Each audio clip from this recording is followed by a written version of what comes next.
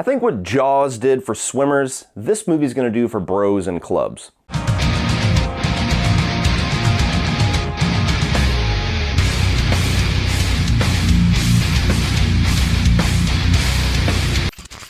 Promising Young Woman tells the story of a med school student who drops out of school over a traumatic event and has a sinister plan to right the wrongs of the past. So this is actually a film that premiered last year at Sundance and is finally seeing the light of day. I'm about a month behind, but this is a movie that I wasn't sure if I was interested in at first, wasn't really sure if it was going to be my cup of tea, and kept just hearing whispers about it. Kept hearing whispers about the performance, about some of the shocking things in the movie, and how it subverts some expectations, and I was like, okay, you got me, let me check this thing out. And let me tell you, there's not very many movies that I watch, especially with the amount of movies that I watch doing what I do every single day, that really stick with me, that have something that makes me think, that makes me question things, that makes me revisit the film in my head, that makes me want to watch it multiple times.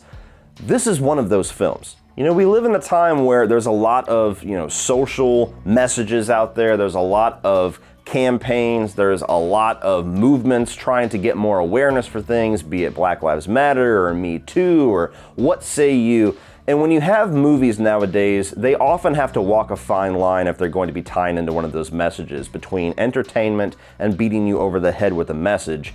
And I was a little bit afraid of what this movie might be.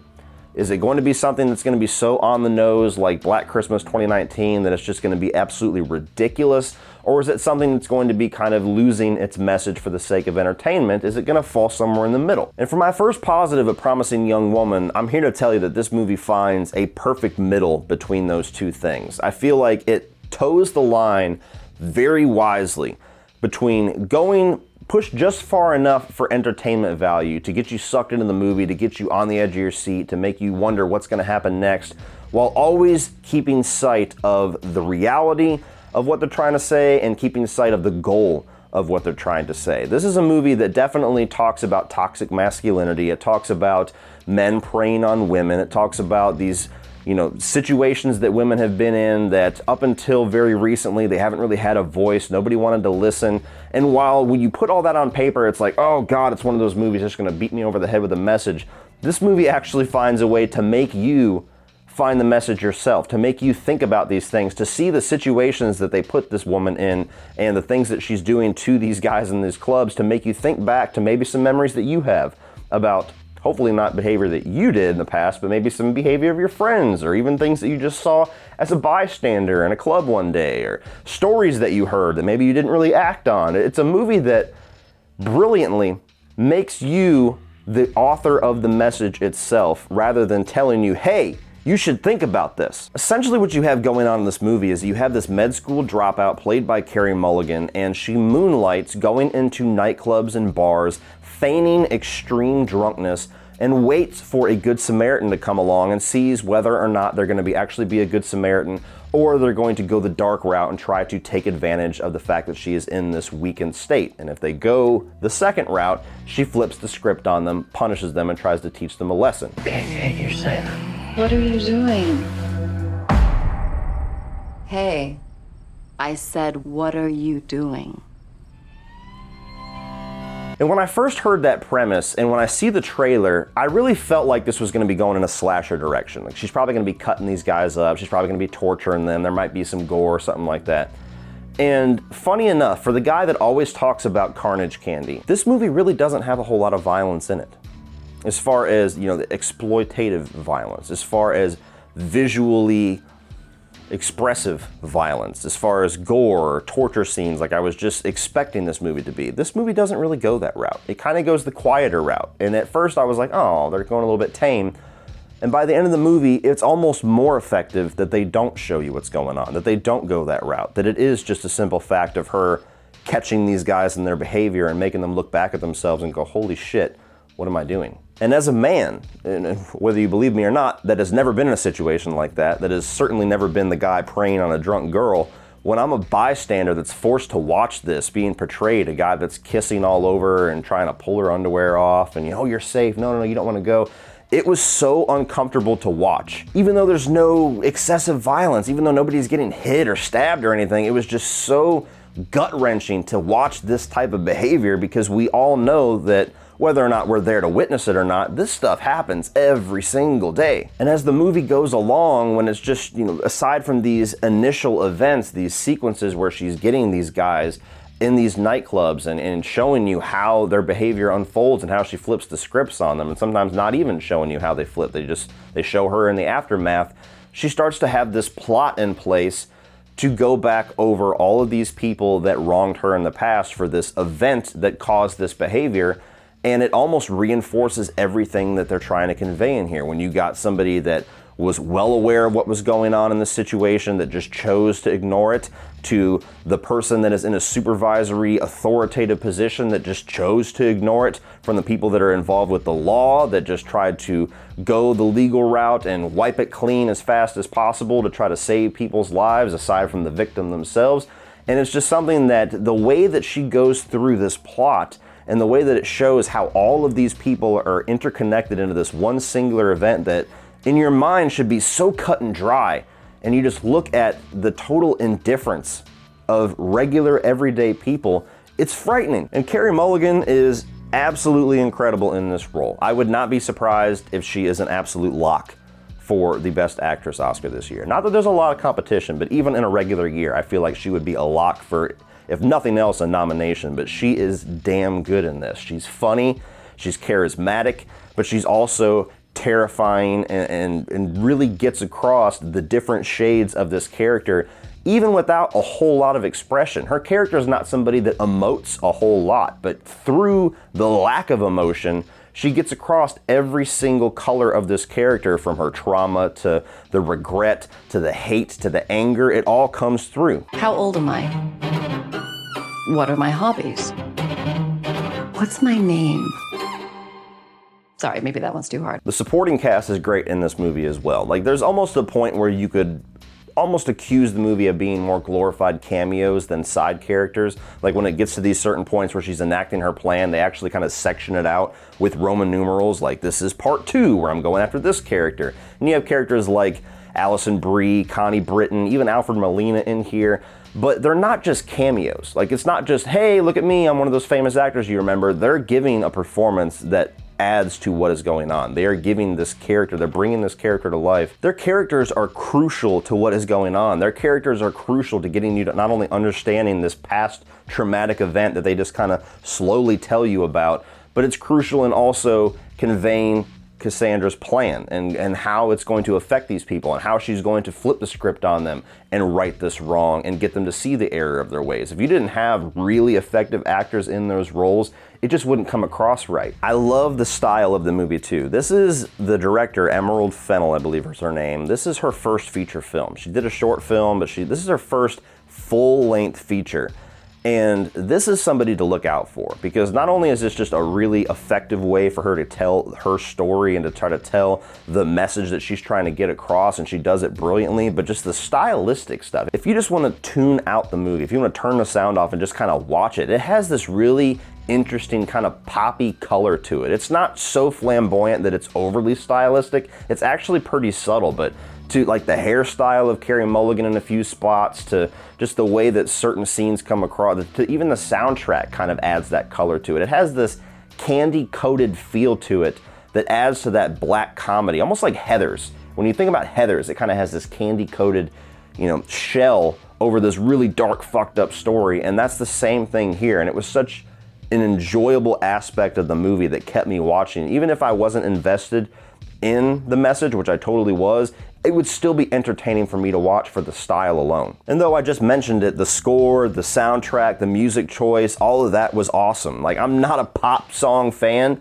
but when you have an old school Britney Spears song that has this really cryptic, weird string arrangement version of her song to kind of convey the final act of the movie, I'm like, whoa, I get the reference, and this is also totally getting me in the vibe that I'm supposed to be in for the scene that's about to happen. And my final positive, going along with what I said about a movie truly sticking with me, there's very few movies that can actually punch me in the gut, that can give me something that I did not see coming, or give me something that I did not see coming that actually affects me as a viewer. And this movie had multiple times when it did that. There was one specific moment where a truth is revealed, and I just kind of sunk in my seat and went, oh no.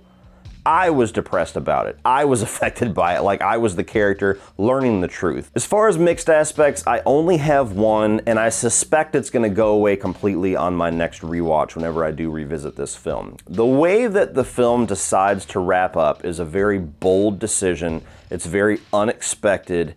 And for a lot of people, it's gonna be the point where you're gonna fork off and you're gonna have people that absolutely love what they did and totally make sense of using that conclusion to this story, and you're gonna have people that say, okay, that's too much, that ruined everything for me, I can't get behind that, that's not how I want to see this story wrap up.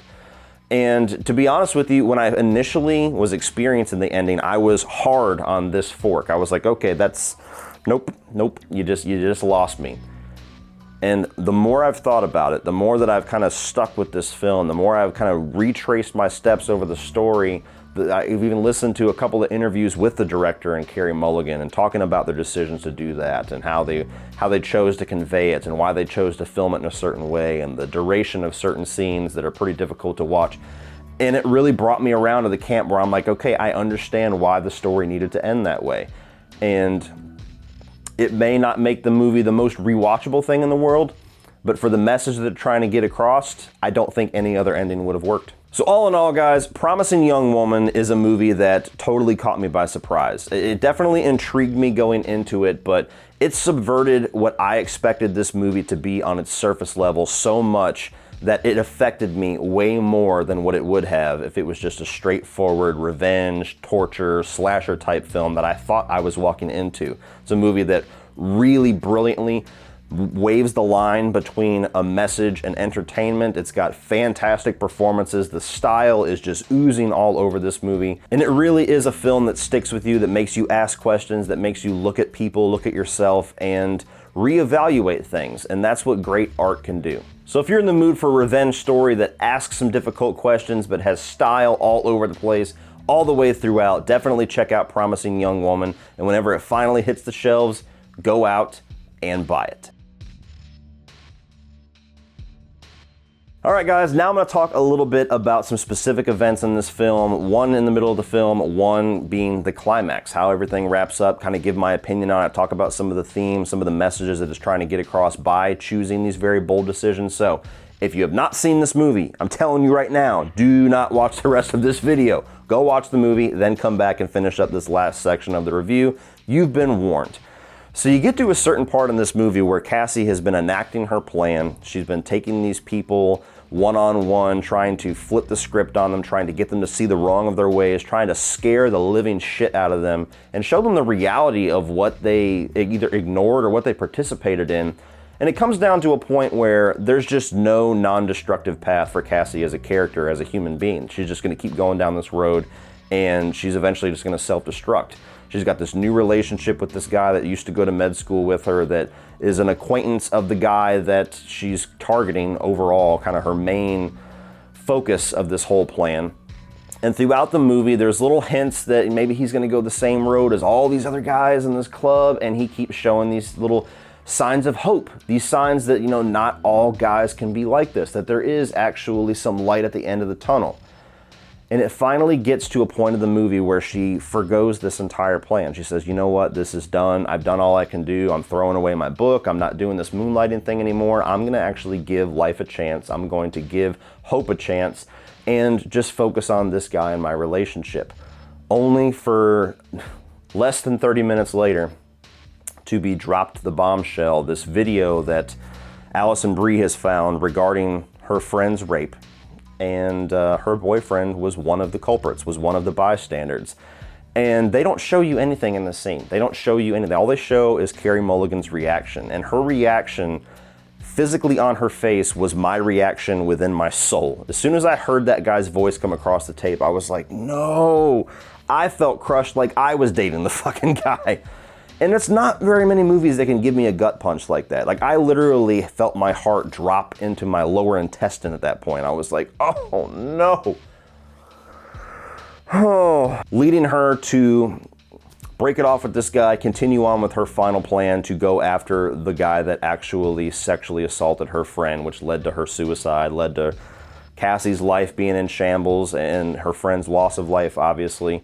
And it all culminates in this bachelor party cabin getaway where she goes in playing a stripper, knocks out every single guy in there with the exception of her main target with a drugged drink, and takes him upstairs and slowly reveals who she is, why she's there, and what she's going to do. And you really expect this movie to be going like a Girl with the Dragon Tattoo route, where she's going to carve this chick's name into him, she's going to fuck him up physically, it's finally going to get a little bit violent at the end, and the movie totally turns the script on you. The guy gets a hand free and smothers our main character to death. And it was at that point, not only because the fact that she died, that she didn't get the vengeance that I thought she was going for, we didn't get that satisfaction as a viewer, this guy that we've been built to hate the entire movie, but it was the fact that it was such a long, drawn-out scene.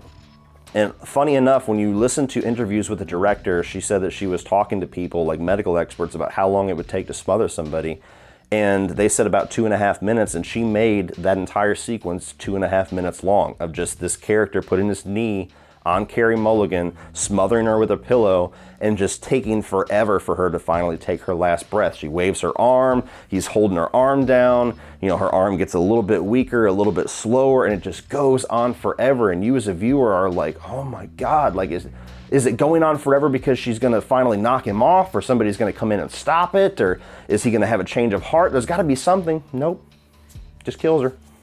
Just takes her out. And they even take it a step further with, the main douchebag friend finally discovering him handcuffed in the body, and they take our main character's body and they burn it.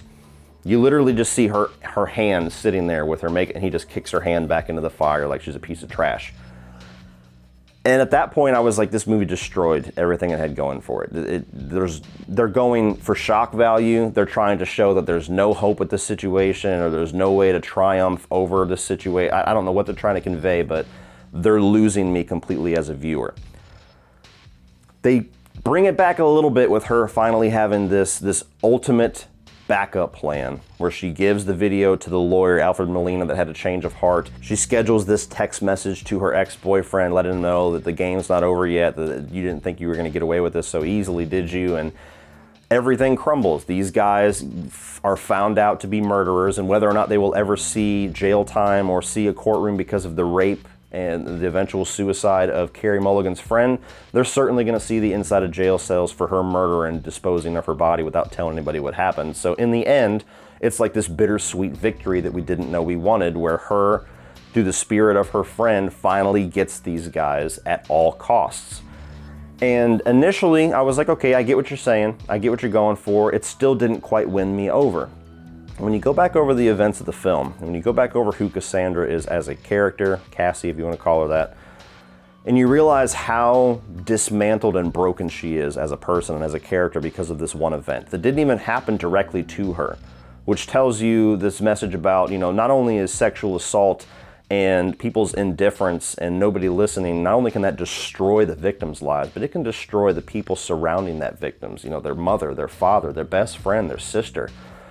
And the more that the movie goes on, you realize that she's been doing this moonlighting thing for presumably years. I mean, there is hundreds of check marks in this booklet, and it never seems to piece her together. It never seems to heal that hole in her heart. It never seems to make anything feel right or like she's actually making a difference, because when she's talking to McLovin, she's like, look, every single night this happens.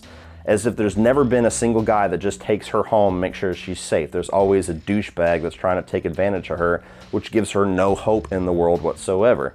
And that is compounded exponentially by her boyfriend character that was the one glaring light of hope that made her give everything up, and then he turns out to be right there with everybody else. You realize that she's just a broken character. She's permanently dismantled, and the only way that she can get victory, the only way that she can get justice for herself and especially her friend, is by giving the ultimate sacrifice. I don't think she walked into it wanting that to happen. If nothing else, she was just going to carve the dude up, fuck up his marriage, and just get the victory that way. But the backup plan, if she does have to pay that ultimate price, it still gets her victory.